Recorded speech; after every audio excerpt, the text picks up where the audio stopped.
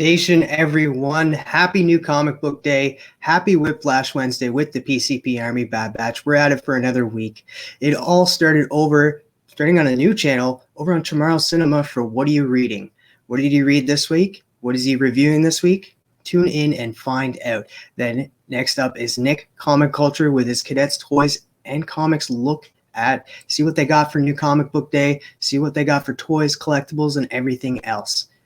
And I'll get to the rest after this episode, because this is episode 41 of Chatting with the Comic Community, and it's something a little bit new because I got not one, but two guests joining me today. So let's bring them out. Let's bring out Nora and Kyle from Noggin Comics.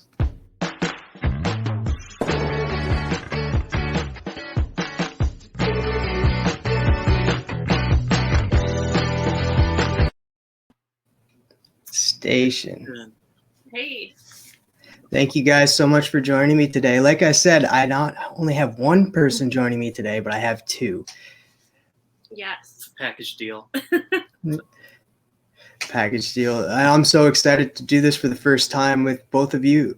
So, Kyle, you got started into comics first, and then Nora got into comics afterwards. Oh, yeah. Yeah. I mean, yeah, we just started dating, and then she just discovered comics after that. So yeah, it's been 5 years? Over 5 years now. So yeah, but awesome. Yeah, she's got stories to tell about how she got into it. You know, I don't know about that, but yeah, I guess. Yeah, I mean, I started reading. What was it really? This Deadpool book that you gave me. Yeah, it was Deadpool versus Hawkeye. No, it was Deadpool Kills the Marvel Universe. That one, yeah. So I remember that. But then I was like, these are kind of cool. And then we went around to a bunch of comic shops. And after a while, I wasn't bored all the time. And I started looking through things. And then I started reading, George Perez's Wonder Woman. It was right around the movie that came out. So. No, BVS. Oh, yeah, it was Batman versus Superman. And that was kind of like the first superhero movie we saw together in theaters. So that also launched me into Wonder Woman. Yeah, that was what it was. Yep. So, yeah. That is awesome. I'm so glad that you guys could join me today. So for the viewers at home that know a lot about you, tell them a little bit about yourself. We'll start with Nora and then move to Kyle. I don't really know what to say else about myself, but besides I'm one half of Noggin Comics, but I also now work full-time at a local comic book store, Mind's Eye Comics in Burnsville, Minnesota. So I've been there since August part-time and then just transitioned to full-time. So yeah, I guess that's exciting, but yeah, how about you? I'm Kyle, and like she said, we're co-founders and co-creators of Noggin Comics. I went to school for sociology, and next thing I know, I'm studying comic books. Like, I'm studying the sociological aspects of comic books, community, comic shops. I mean, my capstone was about how the comic industry was thriving during the pandemic. This was at the beginning of the pandemic. Besides that, comic books have been a part of my life, basically since I was 18, so now 12 years. So been collecting for some time now. You're aging yourself too. I'll be 30 soon. So. Yeah. That is awesome. So how I like to always start these shows is how you guys got into collecting comics and that, but we'll start with Kyle, his journey into comic collecting, and then we'll move on over to Nora, how she got into collecting comics and that, and how you introduced her to it. Okay. Yeah. Yeah, so it was a knee injury. I had knee surgery done when I was 17, and that's when I discovered The Watchmen, the movie.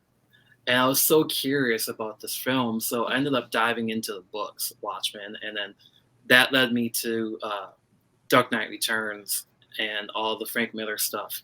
So Sin City. But then I started looking back at it, and I was always writing these movie reviews on movies, and most of them were about comic book movies. So next thing I know, I found myself collecting all of this information about animated films and superhero films when I was laid up injured. So next thing I know, I'm starting collecting these I wasn't collecting single issues. I was collecting trays to start off with. And now we have an entire room full of single issues. But yeah, I think my journey started with Watchmen and Zack Snyder, and now I'm not a fan of Zack Snyder. So, yeah. Is that because of Snyder Cut? I would say it's because of the community that, kind of associates with Snyder Cut. 'Cause I'm a huge fan of other DC stuff. I mean, I did like the movie. I really enjoyed Snyder Cut. I just feel like there's a lot more that DC could be doing outside of that. So, Yeah. but yeah, and then the MCU. I mean, that was what the MCU started in 2008 with Iron Man, and I wasn't a huge fan then, but I had that knee injury in 2009, and that's what just kind of perfect blend of everything. And next thing you know, 12 years later, here we are. So Yeah. But yeah, you got into comics because of me. Yeah, kind of like what I was saying before was basically after seeing, well, okay, I guess we'll back up more.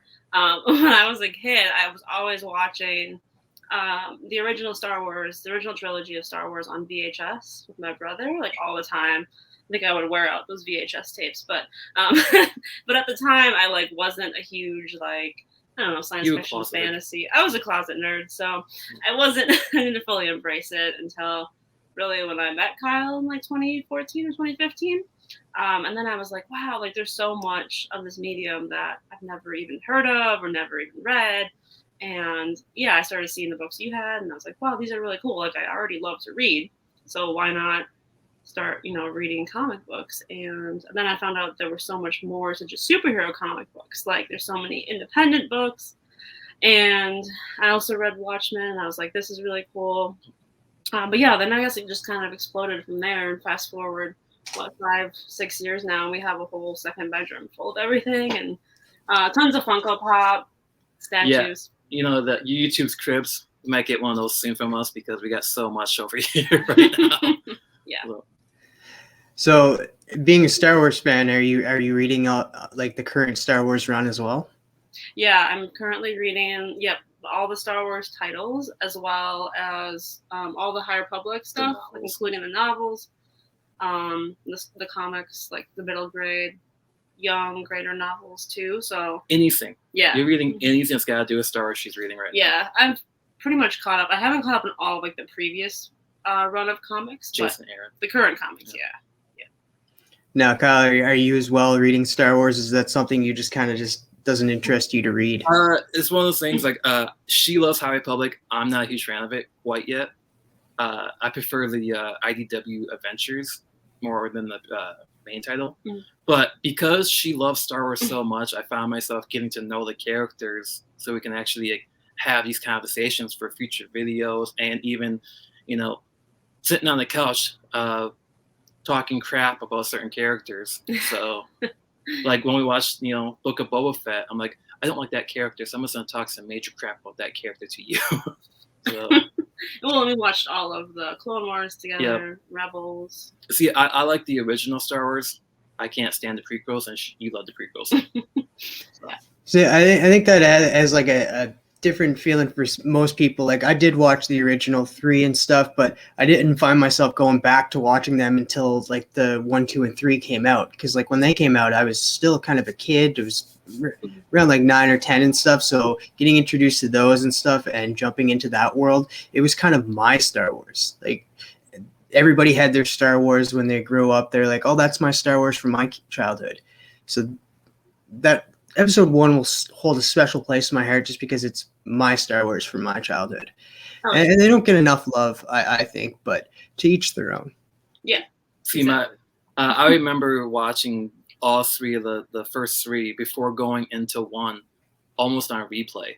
I was 7, 8 when Phantom Menace came out. Yeah. And my dad was a huge Star Wars fan too. I mean, he always talks about having the original Death Star as a kid, the toy. Yeah, and you that's your dream. But I think with the prequels, Revenge of the Sith, the 3rd film, is the best of them all.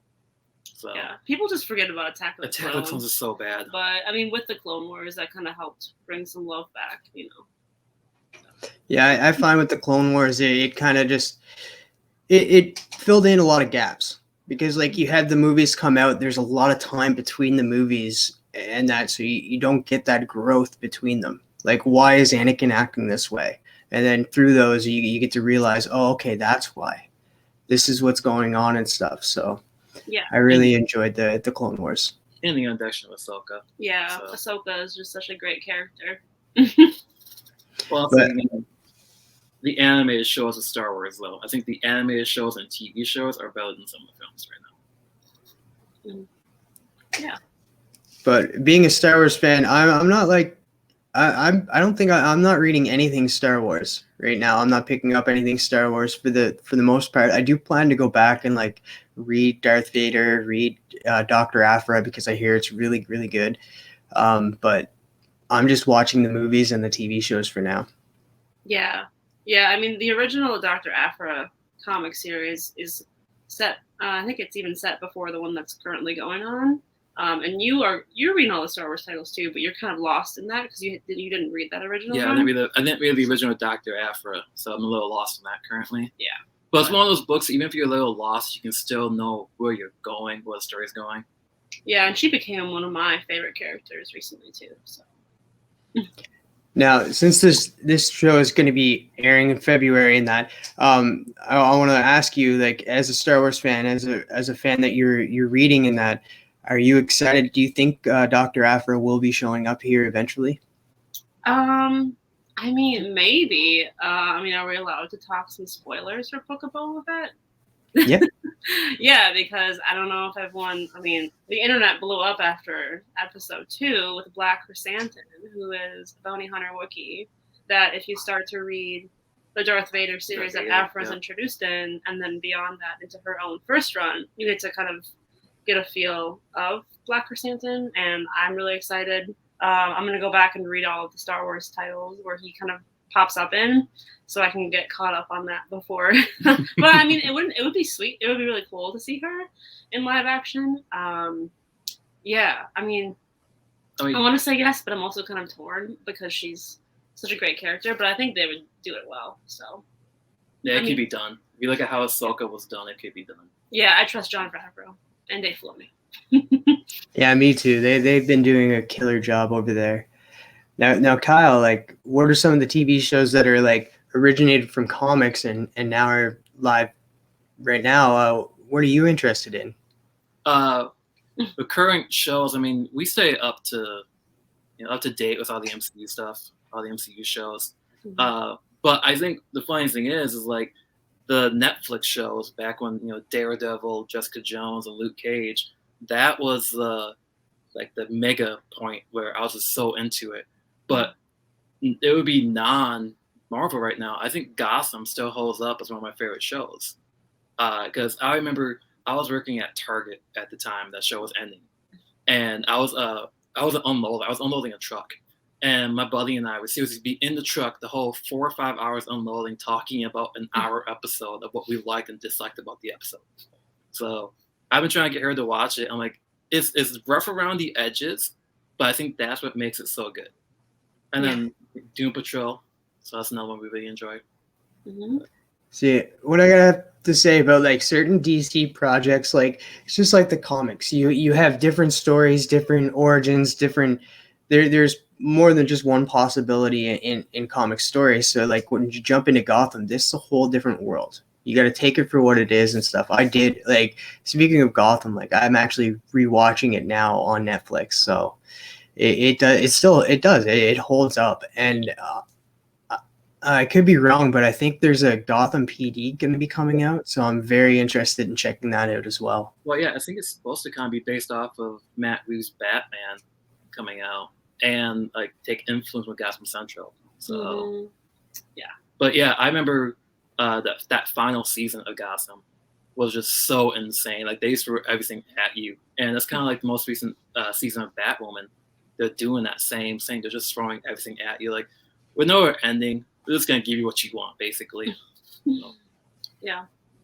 See, I kind of fell off of Batwoman, but I'm thinking of giving it another try. Well, after Ruby Rose left, it got so much better. Mm-hmm. So. Oh yeah. Oh, did it? Yeah, the new Batwoman is way better. Yeah, she does a really good job. The acting's not as wooden. Like the acting's actually there for once. So, but yeah, I mean, tomorrow you have Naomi and Superman and Lois coming back, so that should be good.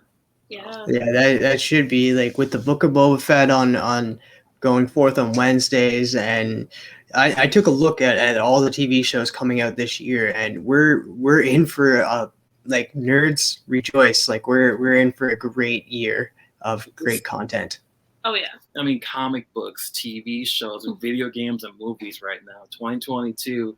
If it is still nasty outside, at least we have stuff to keep us entertained. Yeah. So. Yeah, I forget. Peacemaker's coming on the 13th as well. That this is going to be airing in February, so it's already out. So, guys, like I am super excited for that. And non-comic book related, there's a show coming to Netflix called I forget what it's called, but it's like something 81, and it sounds really interesting. Remember you sharing that on the chat that we have. So. Oh, there's so many good shows. The Witcher. Though. Yeah, we've started watching season 2 of The Witcher. Let's see, so much. Yeah, I mean, now that you work in the comic shop, you actually have some time to watch TV shows on the weekend. So yeah. Because she used to be I used to work events like at a performing arts, as affiliated with a college, but I used to work all the time, like weekly and sometimes on weekends. So I never really had a permanent normal schedule. So now you work in 6-7 days a week. Yeah. So more flexibility now, but so I expect us to have a lot more watched in 2022. Yeah. So how is it working at a comic book store?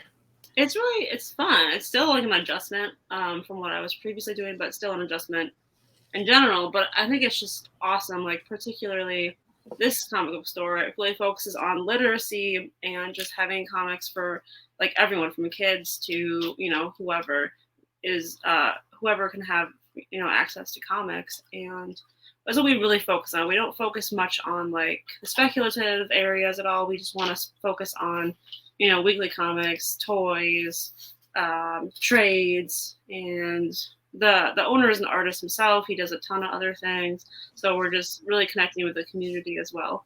But yeah, it's a cool different side of just being a customer and moving from that standpoint into that retail side. Well, and the funny thing is like you learn a lot, but it's also fun. It was honestly Noggin got us into the door basically. Yeah, because he thought that Noggin Comics was actually a store that he had to compete with. And he was like, I did not like the fact that you guys had such a cool name before. And he goes, I thought I was going to lose this job because of you guys. I didn't realize you were a blog and that you were just talking about your love of comics. Yeah. Yeah. And that's what we really thrive on too, is just being present in that community and just building community from that too, just talking about what we all love about. So yeah, it's awesome. We hope to have him on one of these days. Yeah. So. Oh, that'd be really cool. I'd love to see that. Mm-hmm. So, like, have you actually put people onto comics and that, like, helped people out? Yeah, definitely. That's a cool part of it too, because people come in, they're like, yeah, I'm not like I like say Robin, or I like Teen Titans, or I like Batman. So you kind of can recommend things based on what we have, what I've read, or like even we have a lot of independent books and a lot of people who don't just read DC books, but also try to turn on to them to have them read independent books. And we try to carry a wide variety of them, from horror to, I don't know, there's so many genres of independent comics. So I've been reading a lot more independent books and trying to recommend, as much as I can to people who even just read superhero books. I'm like, hey, what about this new book? It's about this like noir crime story. Like, it's really good. So. Yeah, a lot of our independent books have come from this shop too. Yeah. Like Harriet Tubman, Demon Slayer. Yeah, I can't remember who does that. Yeah, it's an independent comic. Yeah. We've seen them nonstop on Instagram, and we walked into this shop, and he had all 4 issues at that time period.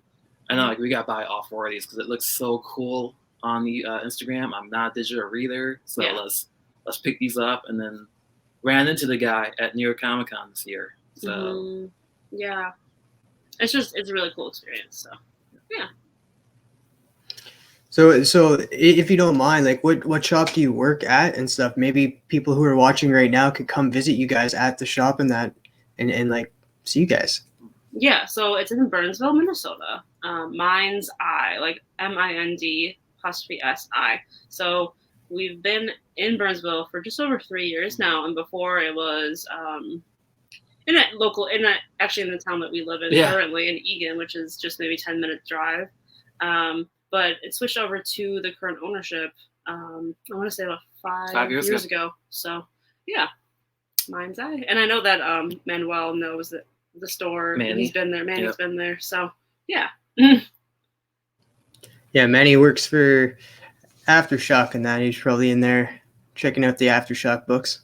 Yeah, I'm working to get everything. Did you just get a Aftershock stand too? Yeah, I didn't even realize that that was So we're working on getting a ton of our inventory moved to online. So to have more of an online presence, like within a month or so. Oh, that's good. That's the next step in comic thing. Like my shop is like it's a physical store in Ontario, but I order them online and stuff because they have an online presence as well. So it really helps the store growth if you actually have an online presence. So that's really good that you guys are going to be doing that going forth. Oh yeah. Yeah, and like we also want to work as Mind's Eye digitally, doing this blogs and stuff like this too. Is like give them a presence, on YouTube sometimes as well. So yeah. That'd be cool. Just kind of like what Nick Comic Culture does with his shop and that, showing off like what they have for New Comic Book Day, what they have for toys and collectibles. Yep. Well, that'd be really cool. Legion, it's big time collectibles. I know he mentions them a lot too. So yeah, it's really cool to spotlight. Like, always get the word out there of LCS. Always support your local LCS, and that even though like my LCS isn't like local, I still support them. Try to show you guys what I'm picking up from Capcan Comics and that. And I love what Nick is doing. Love what Legion's doing. And if you guys start doing that, that's just fantastic. It just gives them more spotlight. The funny thing is, like, you work at Mind's Eye, but there's so many other comic shops in Minnesota that we know. Like, we would actually go in there and talk to the people for like 45 minutes to an hour. Like, in granted, we would have a stack of comics in our hands, but we're still talking to these people because, like, they're the community as well. Mm-hmm. Like, there's a shop about 15 minutes away from us as well. For one thing about Minnesota, there's comic shops every 15-minute increments, it feels like. Mm-hmm. So give or take. Yeah. But I know, like, our first video that we had was actually in a comic shop interviewing a creator. Mm-hmm. And, like, I thought that one of us was going to work for that comic shop at that time period, and then ended up going to Mind's Eye instead. Yeah, I mean, just being within that community is really great because you just are always surrounded by like what you love, and knowing that like it's such a strong industry still, and just seeing people who want to support you is great. Yeah, that's fantastic. You guys were talking about indies and that, like. You guys, I can really tell that you guys are more into DC comics, but I'd love to hear what kind of indie comics you've been reading and that not a lot of people have heard about. Yeah, we should have stacked some on the table here, honestly. Jeez. I think this is kind of more of a horror, but like kind of historical-ish as well. Philadelphia is really good from Image. I know that Rodney Barnes is getting some spotlight too, but I mean, he's great. That story is really good. Let's see what else. I feel like I read so much. One of my favorite indie books of last year was Shadow Doctor from Aftershock. Because I'm a huge gangster guy. I love gangster stuff. I'm playing Sleeping Dogs right now. Old Xbox game that I found on the PS4 for $10. I had to buy it, but that book was so good because it's talking about Al Capone and an African American doctor in that time period. And I'm just like, I was eating it up. But yeah, we do read a lot of DC. I'm the Marvel nut. She doesn't like Marvel. It's not true. She just likes Star Wars. That's about it for Marvel. But we read so many indies. That's what we like about going to comic conventions too. Is like you actually get the true indie books there as well. Yeah. Isnana, what's it called? Yeah, Isnana. Isnana was a independent book that we found at New York Comic Con, and it was just. It was 3 issues, 3 volumes, and I basically read the whole thing in one day. It was so good. I'm like, why is no one picking this up? So. I'm trying to think of some other indie books that I really liked recently. From the same people that I did Skyward, it was Shadow. Shadecraft? Shadecraft was good. That finished up last year, I think. I also am a sucker for anything that Ed Brubaker and Sean Phillips do, like crime noir stories, like the Reckless books that are coming out now are good.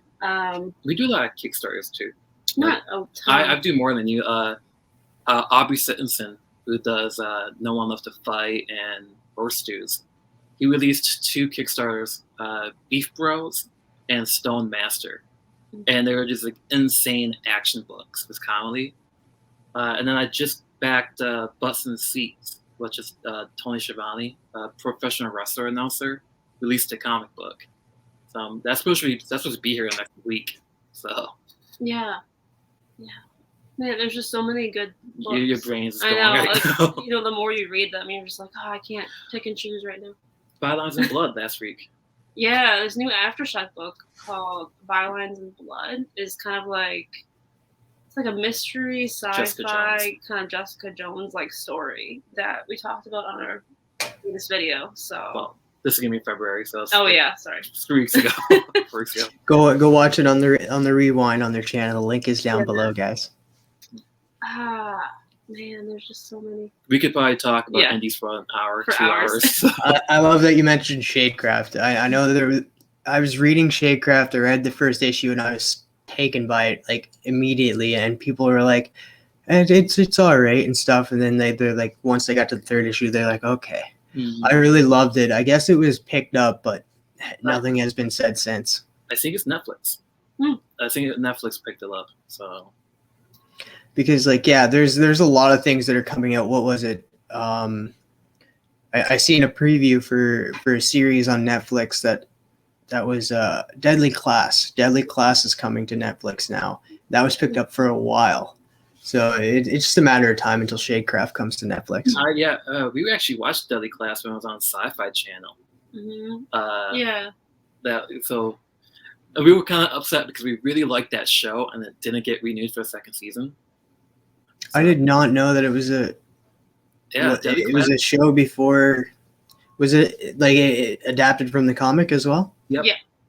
Okay. Yeah, I'm gonna have to look for that. Yeah, so I think they're slowly bringing it to like Netflix. Yeah.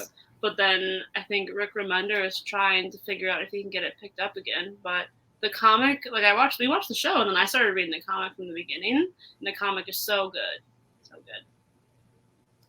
And that's why a lot of books that we pick up is from the TV shows and movies because you get introduced to these characters and the comics are gonna have a lot more story behind them. Yeah, they do because like when you look at it, Invincible, I guess you got I don't know, like it's so far ahead in Invincible. I guess it's like I forget what issue, like issue 100 is like the first season of Invincible. Issue 1 to 100. So they fast tracked a lot of stuff on the show. Yeah. So. Yeah, I've read like 2 of the big phone book sizes of it, like the compendiums.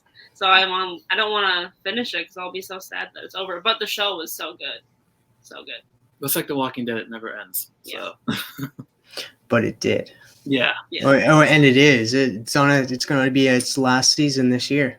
Yeah, we just started reading Walking Dead when the deluxe editions came out, and like my buddy gave me the first 3 volumes, and it was in black and white, and it kind of threw me off a little bit because I do like black and white, but I'm like, this book could be so much better with color. Oh yeah. And then when the deluxe came out, we've been hooked ever since. It is better in color because you think about it. It is a horror book, and you're kind of dealing with zombies and that, so you kind of want that color, you kind of want that action in it, and it just kind of takes away from it when it's just black and white. I mean, it did have like that Night of the Living Dead feel, like George A. Romero feel to it, but when you get the color in comics, that's when it really pops. So. Yeah, I think a lot of manga is what black and white, isn't it? Yeah.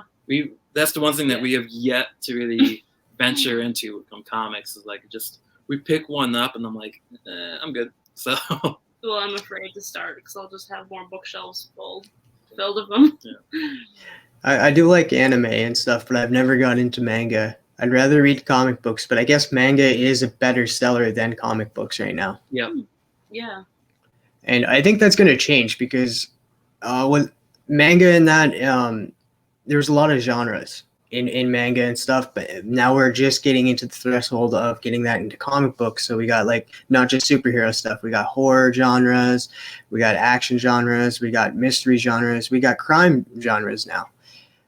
So I think they're going to open up the doors for a lot more readers coming forth. Well, I like how they actually can mix the two now. You read something like Far Sector from DC, where you had that sci-fi Green Lantern meets noir mystery. So like you can blend those, and that's one thing about the MCU too. Is like the movies aren't just action movies; they're all different genres too now. Yeah. Super excited for a lot of stuff coming out. That's just fantastic. Yeah. So moving on from like comic books and that, what are some like non-comic book related TV shows that you guys are enjoying? Non-comic book related. I know. I haven't finished the second season of it yet, but I really like it's on Hulu, The Great. So it's basically like, so you have Nicholas Hoult? Yeah, Beast. Yeah, you have Nicholas Hoult, and I can't think of the other woman's name right now. Elle Fanning. But yeah, Elle Fanning, and she goes into Russia to try to become get rid of God, I'm such a bad, like, my memory is shot right now. I'm so sorry, I can't remember his name, but like she's trying to rule, and Nicholas Hoult is just like, no, like you can't, like it's just their banter and the way they make that show is so good. And then let's see what else. He is not watching it, so no. He's like, I have no idea what you're talking about. What else? Nora from Queens. Oh yeah, Nora from Queens, Awkwafina. I don't know. A lot of people like Awkwafina. Not a lot of people. I don't know. People like her or they don't like her. I feel like, but it's a really funny show. I think. I'm a professional wrestling fan, so like that's where if I'm not watching something comic related, it's either professional wrestling, video games, or sports. So I don't think there's a show I'm watching that's not related to comic books or a sci-fi something in that way. So yeah, there's so many shows that are not related to that I want to watch, but it's just time and prioritize other things. Like I know there's a lot of good shows on HBO Max that we want to watch. I think Winning Season is coming out, which is the LA Lakers story about George Bush buying them. That looks really intriguing. Euphoria is a show that you like. Oh yes, yep. Euphoria is good. It's hard to watch, but it's very good. Zendaya is great. No, what about you? I can't think of much. Like I did watch a lot of stuff on Prime Video, like Utopia, but it ended, and then Upload was really good with Robbie Amell. That was a while ago. I don't know if they're bringing it back or COVID kind of shut it down. But other than that, like it is a lot of comic book related shows out there right now. I have been jumping into going back and watching like cartoon movies. I don't know if you guys are into cartoon movies, but I just recently watched Ron's Gone Wrong. I highly recommend it. We have that on our watch list right now. So. Yeah, I want to watch that. We've been obsessed with Encanto recently. So. Yeah, we watched Encanto a few times. Yeah. And we also like musicals. So we watched Tick, Tick, Boom, which has Andrew Garfield, the story of Jonathan Larson, before he created Rent. That is fantastic. It's just so Rent. Good. Basically, the musical of Rent was my entire teenage years. So, like, I listened to that soundtrack on repeat. I had a huge crush on Rosario Dawson because she was in Rent. So, well, who doesn't have a crush on Rosario Dawson, man? Yeah, I was like 14 when that movie came out. So, like, that was like one of my biggest crush at that time period, and now it's just continuing as her as like Soka and her in Sin City, Men in Black 2. So that's where I remember her from. The Men in Black 2 is the first time I ever saw her, and then like crush ever since. Like, and then Josie and the Pussycats. Then she was Clerks 2. Like, That's the only Kevin Smith movie of that trilogy really you haven't watched yet. So we had to actually go. Well, not for Kevin Smith. We had to go to the Secret Stash in Red Bank, and that was freaking awesome on our way to New York. We actually ran into Mike Sapsik in the shop. So and he would have been the best to meet. Oh, he was hilarious. Like yeah. He had this story about his hatred for Lou Ferrigno. Like we seriously sat. And he met Lou Ferrigno too. Yeah, like he was on one of the shows of Comic Book Men. That he talked about he talked about that episode. He talked about meeting him at a convention and him just being the biggest jerk to him. And the guy we went to New York Comic Con with, the artist Jamie, he was like, yeah, I met him too. I could see that. So. That's awesome. So did you guys go to the old store or the newer one? So it was a new one, because the old one, this was back in October of last year, so it's fairly recent. But you can actually walk down to the old location and look in. And I'm like, I wish we got to the old location because like I remember seeing Stanley sitting on that countertop during the Comic Book Man episode, or the Batmobile sitting outside of it. So. Yeah. And you can always go look back and be like, okay, this is what happened. Like, I've seen all this happen in this store at that time. Like, and just to walk through it and be like Stan Lee could have farted right there. Like, go smell it.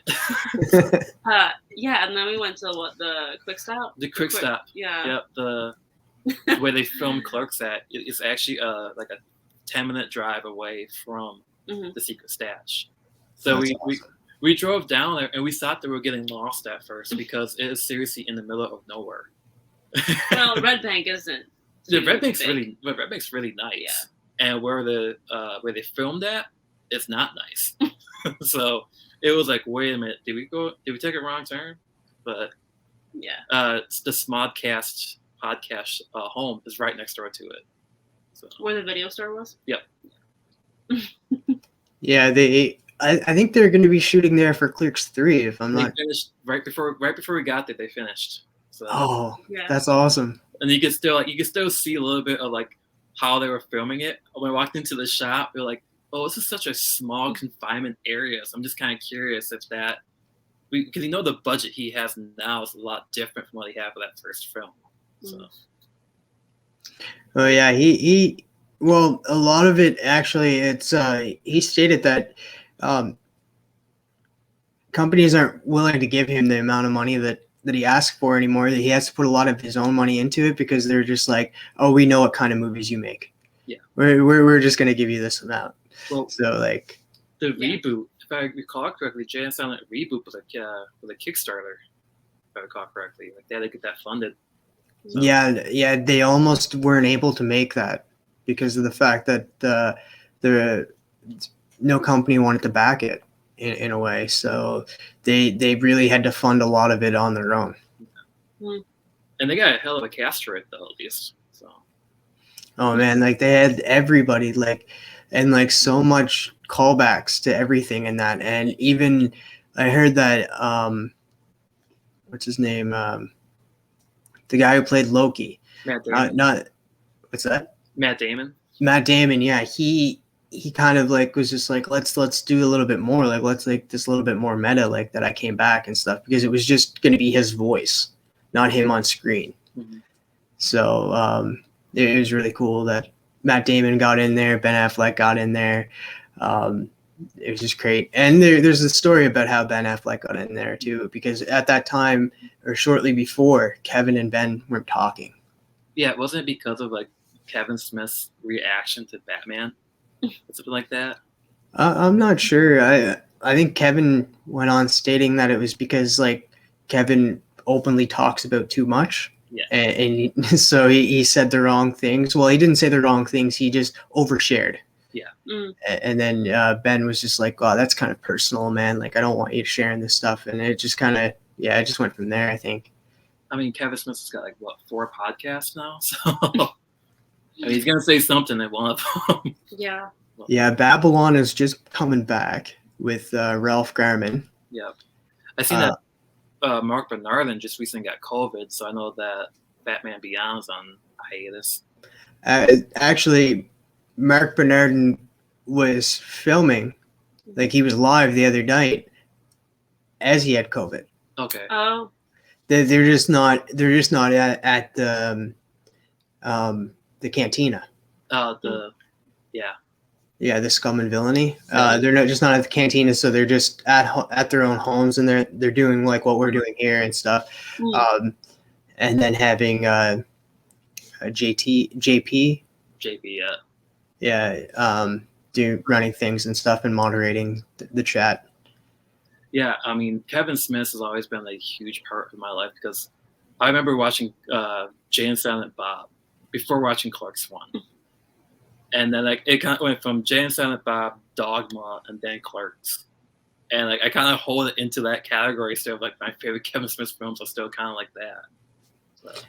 I have to agree because like I remember, I think it was just at the time of digital cable was coming into Canada and stuff, and it was like on the movie network. We got these movie network things for free, so for like a month, and it was on that movie Jay and Silent Bob Strike Back, and that was the very first movie I watched. And then I forget, I think I was like 18 or 19. Somebody introduced me to Mallrats, and I was like, wait, I know Jay and Silent Bob, and then that would just open up the door for a whole lot more. I'd have to say Mallrats would be one of my favorites. Out of there, I love Dogma too. Dogma was just fantastic. Chasing Amy has aged extremely well. Yeah. Like we just recently watched it. I think it was a couple years back. It was last year or 2020. 2020, whatever. And I was like, damn, this movie's gotten better. The older I've gotten, this movie's gotten better. Yeah. So. Wasn't there another one that we watched too? You got Mallrats, Dogma, Jay and Silent Bob. You could say Tusk. Oh yeah, I haven't watched that. Yoga Hosers. Yoga Hosers. There's Zach Marie Make a Porno. Yeah. Yeah, you haven't watched that one, which is hilarious. He has a Jersey Girl. That was it. Which is more of his emotional type of film. Then he's got that one with John Goodman. Red State. Red State. Yeah, that was something like you, if you would watch that and like not look who did it and stuff, you would never guess it would be Kevin Smith. Yeah, I enjoyed that movie a lot. So, Tusk and Yoga Hosers, those are like guilty pleasure films. But Tusk is just weird, but like it could happen. It could happen. There's those like. You just watched his main comedies. You haven't watched his experimental films. So. Not yet. There's a lot of not watched. Oh, when I said it could happen, Yoga Hosers can happen, but I can see Tusks happening. Like you're not gonna have German sausages fighting. But yeah, like, and his daughter went on to like doing acting quite well and stuff. She's been in a couple of TV shows now and stuff. She's out of the house and she's moving on trying to be an actor. Actually, Dora back here, we have the DC Daily cast and crew autograph picture because she was part of that DC Daily for a little bit. And so this is what, 2020? Yeah, it's right before the pandemic. DC Daily and DC Universe had this meet and greet, and we went there. And we basically just hung out with the crew, and Harley Quinn was the only one not there, basically. She wasn't there. Why? She wasn't there. No, she was the only one from the crew that was not there, basically. Yeah, this was in Chicago, C2E2. Right before the pandemic. So. Yeah, she could have been. I know she was filming something. She was somewhere filming something, and it was kind of funny too because Jason Mewes was in that TV show she was doing as well.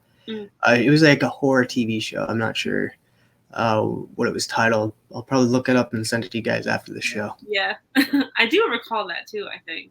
If you watch her progress through the year, she's gotten better too. Oh yeah. Especially Jay and Silent Bob's reboot. Like her acting was strong in that. And it worked too, like her playing Jay's kid. Because like a lot of people thought that at first was like, I don't know, man. She kind of looks like Jason, and you might need a paternity test. Right. Yeah, he comes to town a lot now too, Jason Mewes. He's at a lot of the conventions in Minnesota, and it's one of those things where he's always here. We always end up missing that show. Him and Ming, like all the two, we always miss. Mm-hmm. Ming would be a cool one to meet too. There's a comic shop in town. It's called Nerd Out, and they're actually really good friends with Ming, and he's always in shop. So that's why you should just be like, hey, okay, here's my number. Yeah. When he shows up, give me a call so I can rush down here and meet him.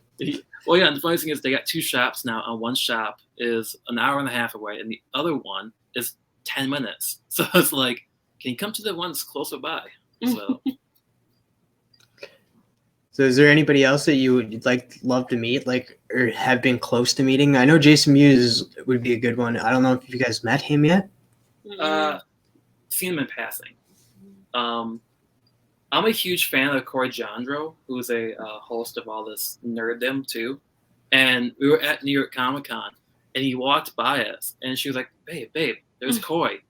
I was expecting him to be like 6'2", and he's like 5'6". So he was like down here. I'm like, dude, I walked right past you because I listen to his podcast a lot. And I commented like, I walked right past you at New York Comic Con and didn't recognize you. Well, and everyone was wearing masks too, so that's hard to. But the nice thing about working conventions and going to a lot of conventions, we've had the opportunities to meet a lot of people in the industry. We have a picture of Jim Lee, and didn't realize I was standing right next to Jim Lee. It was a room full of people. Yeah. We got to meet George Perez. Marv Wolfman. Yeah. So.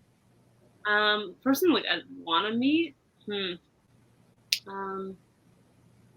mean, we've had the opportunity to meet Donnie Cates so many times, and we passed up meeting Donnie to meet his wife instead. So, and she was a sweetheart. Yeah. But yeah, is there anybody that we want to meet? I mean, if Stan Lee was still alive, but. We've met James Tynion. He was awesome. Mm-hmm. That's a good question. Jeff Lemire. Yeah, I love Jeff Lemire. Oops, I just moved my table. But yeah, he's one of my favorite writers, Jeff Lemire. I would also like to meet Ed Brubaker. Yeah, Brubaker. Sean Phillips. Yeah. So. Yeah. One of the coolest people we ever met was actually Danny Rowan Johnson. You met him at his show, and being a wrestling fan and him being a wrestling fan, that's basically all we talked about at his table. So, that's such a good question. I mean, I would actually like to have a conversation with Ted McFarlane. So, the Todd McFarlane would be great. I would still I'm biased to this. This will probably be just me. I'd love to talk with Jim Valentino. Yeah. Jim Valentino would be perfect. Even just talking to him virtually would be good enough. But Todd McFarlane would be good. And I know a lot of people would probably say it differently, but I can't think of his name right now. Not Eric Larson, but Liefeld. Rob Liefeld. I'd love to talk to Rob Liefeld as well. He'd be. I know a lot of people make fun of him and stuff, but I'd still like to talk to him and that. He did change things around and stuff. He's just a very cocky kind of person, though. Oh, yeah. He's been at a few conventions we've gone to, and he does kind of have that standoffish personality if you look at him from afar. But I did hear once you get up to meet him, though, he's a totally different person. So, and his podcast, Robservations, I don't know if you've ever listened to it, but he breaks down comic books in his Rob Liefeld mentality. And his love for Stan Lee, that was one of the best episodes I listened to, because you could tell, he even mentioned how him and Todd were so close to Stan Lee. So, and I got a teary-eyed to have it in the headphones and working out, listening to it at that time period. I haven't worked out in 2 months now, but 2 months, maybe longer. But have it in my headphones, walking, just bawling basically. I'm gonna have to look that up and listen to some of his podcasts. It sounds interesting. I know, and he's probably one of the best impersonators of Todd McFarlane. He can impersonate Todd McFarlane pretty freaking great. Oh, it's hilarious. So. I just started reading Spawn. Like Yep. when Spawn Universe hit, I was like, all right, I'm gonna dive into this. I gotta go back and read like from the beginning. But I've been liking, what's the one I've been liking? Gunslinger. Yeah, Gunslinger, and I'm excited for Scorched comes out soon. But yeah, I just think he's awesome. I'm super pumped. Like by this time that this airs, like I've already read Scorched because like Scorched is I'm super excited for that. That's like huge Spawn fan, so like it's kind of like when all of the heroes from like you have like the Avengers coming together for the first time in comic books. I know that's years from now, but it's like that, having these characters come together because you have She-Spawn coming together, you have Gunslinger, King Spawn. I think King Spawn's going to be the villain. I'm pretty sure. And yeah, then you have Al Simmons coming in as well, the regular Spawn. So it's going to be a very, very awesome freaking book. So one of the things we've been talking about is doing a video anthology of going back watching old superhero films, and she's yet to watch Spawn. Oh yeah, you gotta watch Spawn. Like it is a little rough on some of the CGI in that, like the cape. But like when I was a kid watching that was like for the time it was pretty advanced for the time, because what was it, 90, 96, 97? Yeah. Yeah, because I remember being very young and watching that. And like I remember as a kid I was afraid of Independence Day. So watching Spawn was gonna like I don't know if I could do it. But I must have been like 6 or 7 when I watched it, and like my love for Spawn has been there since I was 7. So Yeah, it's fantastic. You definitely have to watch Spawn and go back and watch the HBO Spawn animated series as well. There's a lot in that. There is issues of Spawn that get me upset and stuff because like just the topics of some of them, and that there is an issue where even reading it, and then I was reviewing it with Big Herm, and I was just upset the whole time we were even reviewing it because I was like, I now have to relive this issue again and stuff, and so I was pretty cranky in that episode. But yeah, there is some very, very just different issues to take in. Oh yeah. Yeah, I mean, we got the hardcover versions of the first 3 volumes. We found them at half-price books, which is like a discount. We picked them up, not realizing only $25 a piece. So we're grabbing these, and I probably hadn't read Spawn for a good 5 years at that point when we picked them up. And now, I mean, it's almost getting to the point where the Spawn book's coming out weekly now. I think once the Scorch is out, it's coming out weekly. Yeah, so, I think so. I know eventually what's going to happen is we're going to go revisit the Spawn books ourselves. Mm-hmm. So. And then there's not just like there's a ton of different Spawn books as well. Like in the past, like there is, Spawn Kills. That was kind of like an animated type one. It was like a little bit different. I haven't read most of them. Trying to think of what other titles there was. There was a couple, but I do plan on going to read them. I definitely want to go back and try to find Sam and Twitch, because they've become a very good characters in my eyes and stuff. I remember when I was jumping into reading Spawn for the first time, Eric, the Rogue Trader, was just like, Sam and Twitch are like my favorite characters. And at that time I was like, why? Like I'm only like a couple issues in, so I didn't get to know the characters that well. And then further I was like, oh, okay, now I see why these characters are pretty badass. If you keep seeing, my eyes keep going over to Corner here. We just picked up the trade of Sam and Twitch. Oh, that's awesome. By Brian Michael Bendis wrote that trade. Yeah. So that was another half-price books purchase. You find these books for $10 to $20, and some they're going for $20 to $30. So you had to pick it up. Yeah, I picked up the Spawn compendiums, but that's just me. I have yet to jump into volume 2 yet, but I'm gonna unwrap that and jump into it. It goes from issue 51 to 100. Yeah, we need to get to volume 2. Yeah, that's a good way to read them too. Yeah, so when you mentioned independent comics earlier, Saga, so that's coming back soon. The end of the month. Yeah. I read the entire 55 issues. 54. 54 issues in 2 days, basically. We got the compendium, like the spine compendium, and I seriously sat down on the floor, crisscross-legged, read the entire compendium in 2 days. I don't think I even slept. I was so hooked into that book.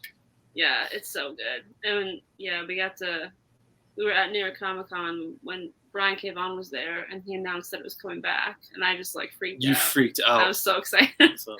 And yeah, now I told Kyle and even Eric at the store, I was like, when they come in, I'm just gonna like smell them because I'm so excited for this new issue to come back. See, I need to go back and try to get into Saga. Like I tried it, I was like, maybe this isn't for me. I'll go back to it and stuff. But now I hear people talking about it more and more. I know Jennifer loves it. Comic Man Andy loves it. And then you have the Queens of Comics talking about it with Q, that's J Rails, and you got Moonlit Michelle, Sheena, HK Wifey, Inja Binja, and Nicole, who I had on the show just recently. And they're making me want to go back and read it. And not just because of that, because like Inja kind of introduced me to some anime too, like My Hero Academia. So I started watching that, and that's just fantastic. So I'm like, all right, Inja, I see you. I'm going to take your recommendation and go with it. Yeah, I think Saga is one of those books that it was a little difficult to get into at first. But knowing how much she loved the book, I'm like, okay, well, I know I should probably, if you've read all of these trades, then there's got to be something here. Yeah, it's just the storytelling along with Fiona Staples' artwork is just phenomenal. But yeah, it's like, it's not a book that, I mean, particular type of book that I would recommend to like anyone who hasn't read comics. We recommended it to our cousin. My cousin, we recommended it to her. And she calls it the sex book because there's so much sex in that book. It's more of an acquired taste. Like I got my brother into it, and he doesn't read many comics, but yeah, it's so good. There's no other words. I know his sister Joe just started reading it because Nick Comic Culture sent it to her. That's Brother Joe's lovely wife and that. And I do take her recommendations too because her and I have been reading The Wicked and the Divine together. So I think I'm definitely going to try to get back into Saga and reading Saga as well. Another one I recommend is Middle West by Scotty Young. That's just a fantastic read as well. Yeah, Scotty, we loved the Me Love in the Dark. We loved that a lot. And so we had to pick up Middle West. We only picked up the first volume. Yeah, we kind of want to slowly get into it. But I know you guys had the collection. Yeah, we got to find that hardcover one. So. And then I've heard The Wicked and Divine is really good too. I have the first like small trade, but I've never read all of it. But it's on my like back of my mind list to try to read all of it. Your backlog. I think what's a backlog, bro? Yeah, I have no idea what that is. I think there's 56 issues in the Wicked and the Divine, and that's it. 9 volumes, and that they're. Just a heads up, there is issues where it is just it's literally words on page. Like it's like reading a book. The whole page is full of words. It doesn't really get bad until issue 8, where there's 6 pages of words. Like it's full words, full page and stuff, like written like a novel. So there's that, but that's where I stopped. I still need to continue that, and I was just like, oh no. That reminds me of Department of Truth did that in a couple of issues, and it kind of took me out of it. See, Department of Truth was a little different though, because it was like lettered pages. Like it was different. Like this is just pure white page with letters, like an actual book. But I do have to give it to them. You can actually read the words without squinting, not like the Department of Truth where it was small like writing and that. That's what really took me out of it.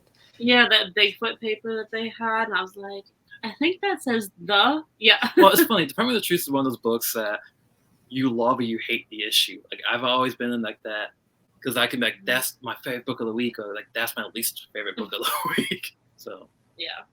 And I feel like that's James Tynion in his Tiny Onion, and his whole thing is like, you love his books, or you like this could be so much better.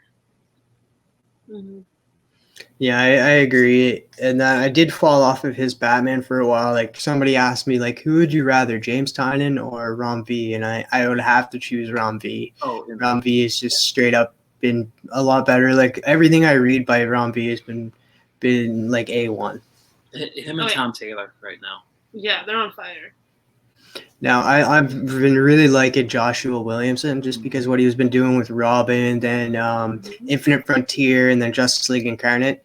I'm super excited to see where this story leads, because it's going to be leading into an event, and Joshua Williamson is leading the event. So he's taking all of these mini stories, combining them together, and leading to this huge event that he is the sole architect for. So I'm super excited for that. Yeah, I've also been liking, I know that just started, there's 12 issues of The Shadows of the Bat from Detective Comics that Mariko Tamaki's doing.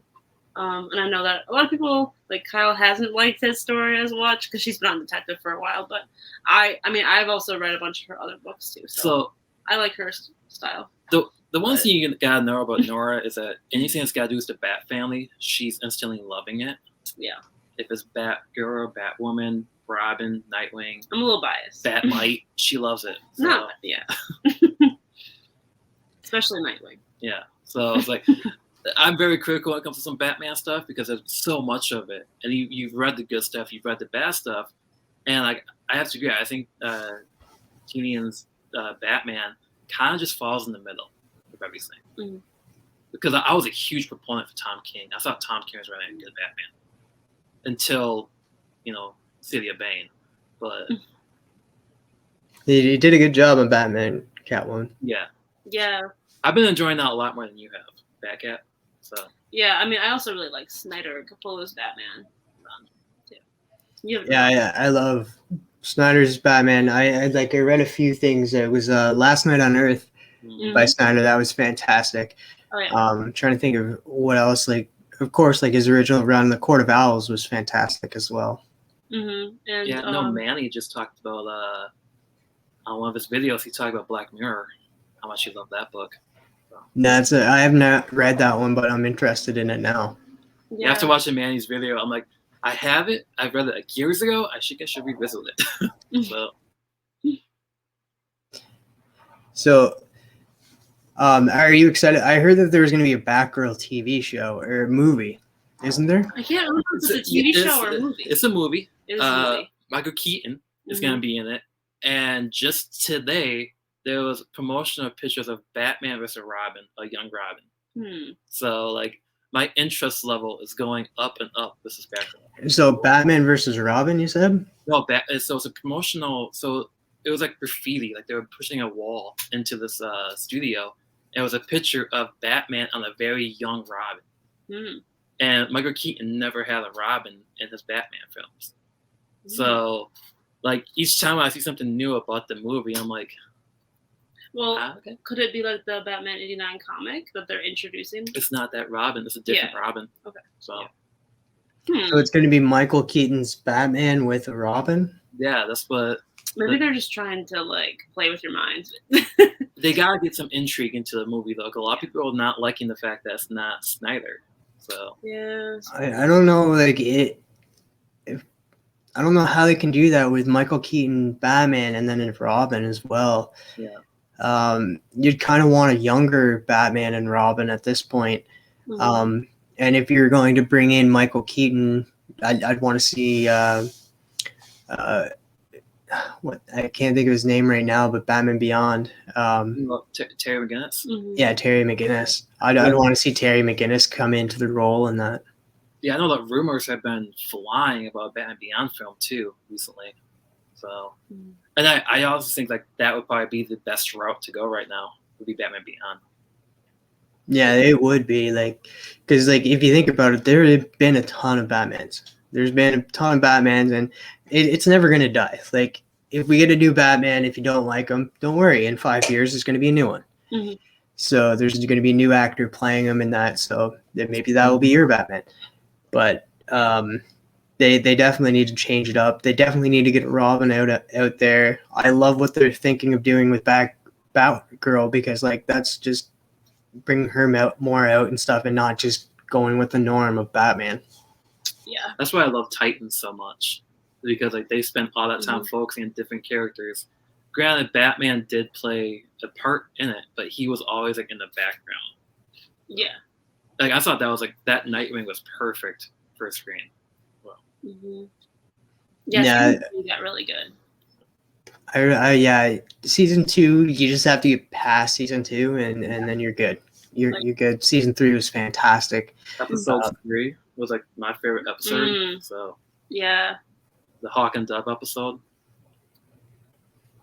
Yeah, it was a little different, like bringing them into the fold and stuff, and like a lot of people didn't know who Hawk and Dove were when they got introduced, and then I love that they did play on the fact that there was a Dove before Dawn.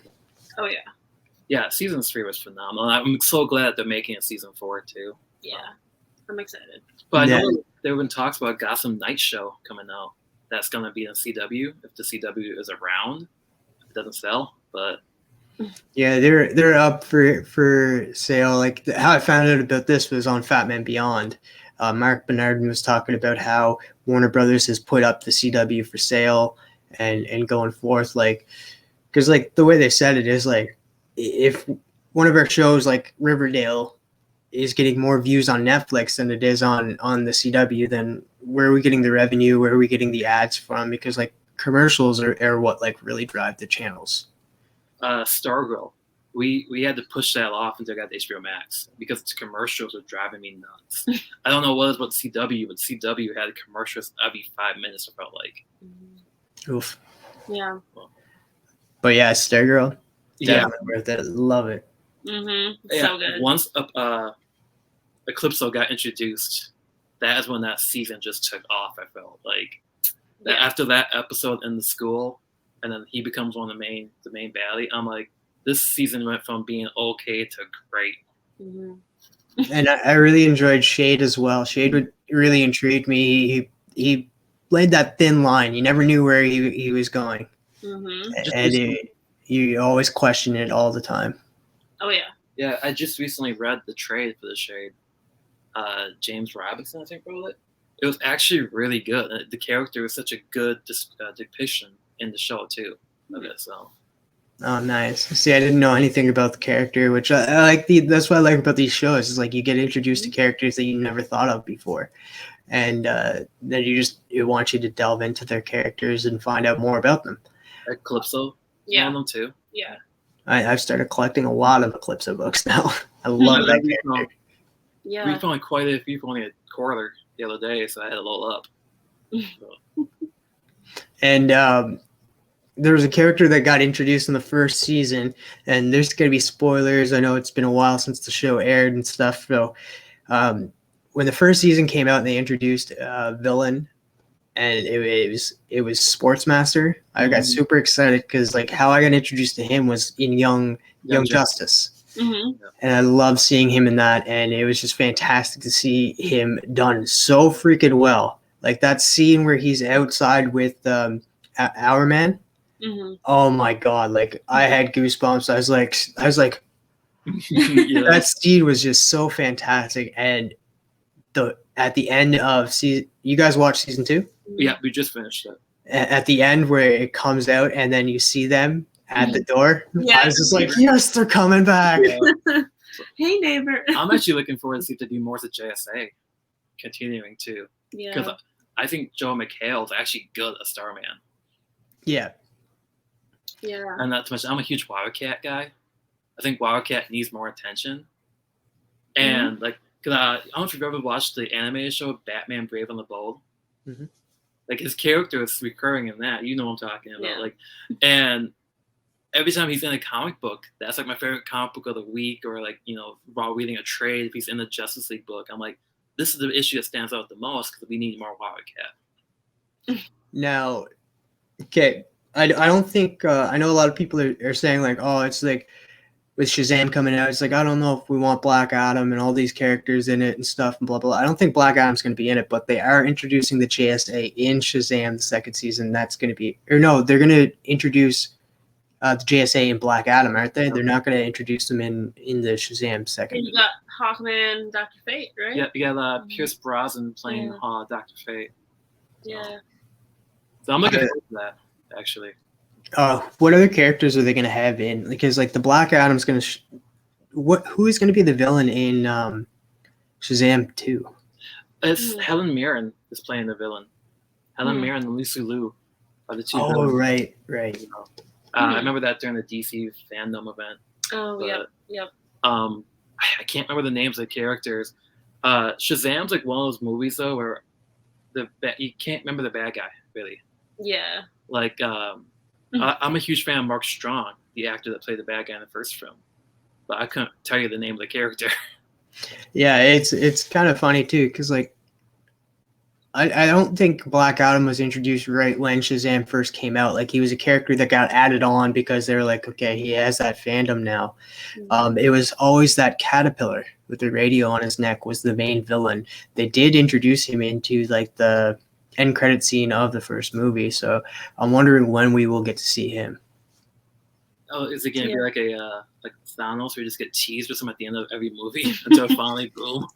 So. Maybe, I'm not sure. I like the fact that I want DC to continue doing their solo type stuff, and that like maybe eventually cross them over, have a multiversal type thing, and bring them over and stuff. And that's how they got introduced. But like this whole crossover stuff and that it didn't work the first time.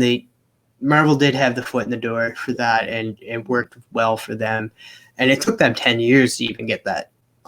So yeah, it didn't take that 5 years that they tried. I mean, I actually do like Batman vs Superman, the director's cut of it, because I feel like that's more fleshed out. Although I absolutely cannot stand Jesse Eisenberg as Lex Luthor. So like every time I see Lex, I'm like, you need someone like Bryan Cranston or someone that has that personality that's gonna steal the movie for the right reason, not the bad reason. So. I do have to say that what's his name? The guy who played in 2.5 Men, he made a pretty good Lex Luthor. John Cryer, yeah. He made a fantastic Lex Luthor. He sold it. I was iffy at first whenever he got introduced. So like I heard that he was going to be it, but then he came out, and then I was like, okay, he's Lex Luthor now. What I love about that is that he was in Superman 4. Yeah. And then it's like full circle that way. Yeah, he played the nephew of Lex Luthor, didn't he? Yeah. And Nuclear Man. So. Is there going to be still a Justice League Dark show? Yeah, Sorry that's to change the subject. J.J. Abrams. Yeah. So. Okay. Because I thought for a while that was canned or shelved. So I actually have a degree, I have an associate's degree in filmmaking. So like I'm so much into this film industry as well. And I think that kind of helped me fall into comics too, because it's like a storyboard of it. But unfortunately, in Minnesota, there was no job, no career for filmmaking, so you get lost in the comic books instead.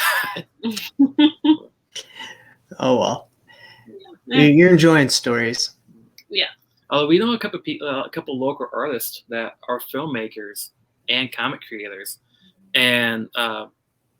We were supposed to be on his show sometime. We were supposed to do it before the holidays, but COVID and just got busy.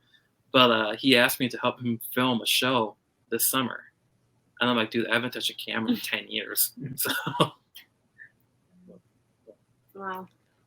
That's one thing I do miss about, what's the pandemic right now, is like you haven't been able to really go out there and talk to the community. You got meetings like Zoom meetings and like shows like this. But when we went to New York Comic Con, we just missed that, community that we fell in love with when we first began doing this. Mm-hmm. Yeah. All right. So we're going to wrap things up. But before we wrap things up, I just want to say thank you guys so much for joining me today. I do got one more questions before we finish, but I just want to thank you guys so much for joining me today. It's been a great conversation. I've been really enjoying this. Learned a lot about you guys. Guys, if you want to learn more about Noggin Comics, Nora and Kyle, hit them up on Instagram and YouTube. The link is down below. Go follow them. Go subscribe to them. They have great content coming out on you put weekly content out going forward now. We're trying weekly. We took a little bit of a break because of the holidays. Yeah, we're trying to do that for the most part. I mean, I fill up an entire notebook full of ideas coming up. So, but guys, Whiplash Wednesday is still continuing. Nick Comic Culture is up next with his second video of the day. It's his comic haul. What did he pick up? Why did he pick it up? Tune in and find out. Then Comics Kings, that's Brandon, and Missing Link, that's Stefan, chop it up about Crisis on Infinite Rants. What are they ranting about this week? Tune in and find out. Then ending the night in fashion is Big Herm Collectibles with, forget what we called it. Well, you can tune into Big Herm Collectibles, Fable, and Missing Link when they talk about, what do they talk about? Tune in and find out what they're talking about. They're new to this whole new ending show, so Tomorrow Cinema had to back off and just put out his little "What are you reading?" content. So tune in to them. The links are all down below to the Bad Batch, the Backlogbros, and friends of the channel. So you guys got to tune into them. Make sure to subscribe to Noggin Comics. Make sure to follow them, and yeah, hit that like button. Subscribe if you're new to the channel, and hit that notification bell so you don't miss a single video. So the last question I want to ask you guys is, how did you guys determine when you guys were going to get together and start reading comics and talking about comics and doing content on comics? Do you want me to take this? Yeah, because my brain is just mush. So we were both fairly new into a relationship, and I was starting up in college at the University of Minnesota. So we moved in together, and we had one tiny bookcase for our comic books. And I'm like, you know what? Let's categorize. Let's take a picture and let's categorize you getting into comics. Well, we ended up naming it Noggin Comics because at that time period, even though we were dating, we could never say love you. So we took the Noggin dude from Finding Nemo and just turned it into Noggin Comics. Yeah. So we just started categorizing, what we're reading almost every day or weekly, and then just going to conventions ended up making us fall in love with the community and even more into comics and creating. Yeah. And next thing you know, she's working at a comic shop. We have connections all over Minnesota now because of it. But yeah, starting a channel though. Yeah, starting a channel was we joined a thing called the Minnesota Comic Exchange, which was a group of. It was at the beginning. It was only maybe 50 of us in this little Facebook group. And the owner, the creator of it, Chris, he goes, "Can you help me with this? Can we help build the exchange?" So this was maybe last February. We're now at 400 plus followers on Facebook. And it's because we were creating content. We were going out to comic shops and doing that.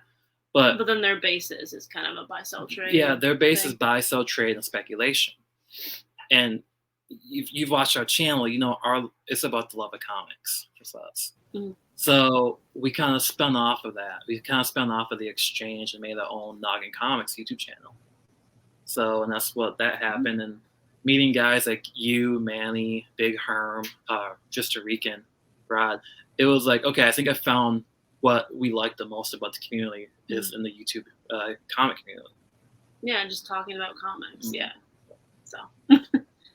Yeah, it's a big portion. I know there's a lot of different content out there. Some people do speculations and stuff. I'm not gonna lie, sometimes I sell comics to fund more comics, but I'm more putting that money towards some more What If comics or some more Spawn comics that I need in my collection.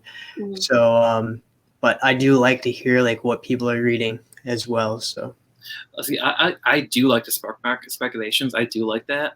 But I kind of know, now the connection to the comic shop, kind of be a little more safe and put our money or, put the money into the comic book industry and not the secondary market. Yeah, and I just really like to just read comics and consume them. So. Same. I know I utilize my library a lot to read comics and that. And trades is a perfect way. You guys did it right by getting into trades, coming into the comic collecting instead of single issues at first. Mm-hmm. Trades are definitely a great way to get caught up on reading. Yeah. Yeah, I mean, I remember going into the biggest shop in Minnesota is called Source. The Source. We walked into there and they have their back issues on back, and it was almost intimidating at first. So it was just easier picking up the trades. But then it was a death metal that kind of got us into back issues and collecting issues. And now we've got 60 plus boxes in this room. So, as well as 4 bookshelves of 5. trades. 5. So, yeah. So, and then what do you guys have planned for your channel going forth? So she's looking at me because I'm the planner. With her working every day at the comic shop, basically. Now she's like, you come up with the ideas. Well, and you never stop thinking. I don't stop thinking. I don't sleep. So we're planning on doing a series of videos about comic books that should be turned into video games. Because Dark Horse just recently got purchased by a video game company, and Game Informer just had a list of the top 5 Marvel characters that should be made into video games. I'm like, well, why stop at Marvel? You got Dark Horse, you got Image, you got Cinescope, you got all these people that can make other video games and not just Batman for DC. So I've been putting that together. Then the movie thing. Yeah, and then a friend of mine. We're getting together to talk about Spider-Man, ranking all the Spider-Man films, because we both watched No Way Home. So we were like, we're going to do it last week. So during the holidays, and one thing led to another that didn't happen. So now we're kind of planning that out. But besides that, our weekly picks, haul videos, unboxing. I actually write for Twin City Geeks, which is a local geek website that I plan on doing an article on stray dogs. So, yeah. So, yeah, a lot of stuff down the pipeline. And it's always changing. You always come up with something new. We can do our Funko collection. There's a wall behind Nora right now. It's got some of my Funko Pops. So, but yeah, content-wise, there's going to be a lot coming in 2022. 2022 is the year of Noggin? Yeah. I guess, yeah. So, well, and I kind of want to get into the comic shop, kind of do some filming in the shop too. So, because you can do a lot with talking to people, but once you get into the comic shop, that's when the fun begins.